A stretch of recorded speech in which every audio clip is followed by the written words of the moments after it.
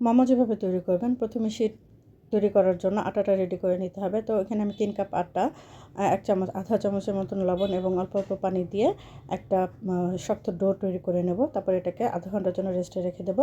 এখন একটা ব্লেন্ডার জারে মুরগির বুকের অংশের মাংস, আদা রসুন, কাঁচামরিচ, সয়া সস, লবণ, ঘি, গোলমরিচ দিয়ে খুব ভালোভাবে আমি একটু ব্লেন্ড করে নিলাম। তারপরে এর মধ্যে তারপরে গাজর কুচি, পেঁয়াজ কুচি এবং ক্যাপসিকাম কুচি দিয়ে ব্লেন্ড করা মাংসটা নিয়ে খুব ভালোভাবে মেখে এক সাইডে রেখে দেবো। এখন চলে যাব আমি মোমোর শিট তৈরি করতে। যে আটার ডোটা আমি রেডি করেছিলাম সেখান থেকে কিছু অংশ নিয়ে বড় পাতলা করে একটা রুটি বেলে নিলাম।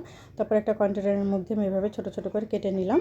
এখন এই কেটে নেওয়া ছোট ছোট রুটির মধ্যে মাঝখানে পুর দিয়ে, যে পুরটা আমি রেডি করে রেখেছিলাম, চারদিক থেকে কুচি দিয়ে এটা একটা গোল করে মোমো তৈরি করে নিলাম। তারপরে এখানে আমি আরেকটা শেপে মোমো তৈরি করলাম। পুলি পিঠার মতন মুখটা সিল করে নিয়ে তারপর দুই কোণাটা ধরে একসাথে চাপ দিয়ে লাগিয়ে দিলে আরেকটা মোমো তৈরি হয়ে গেল।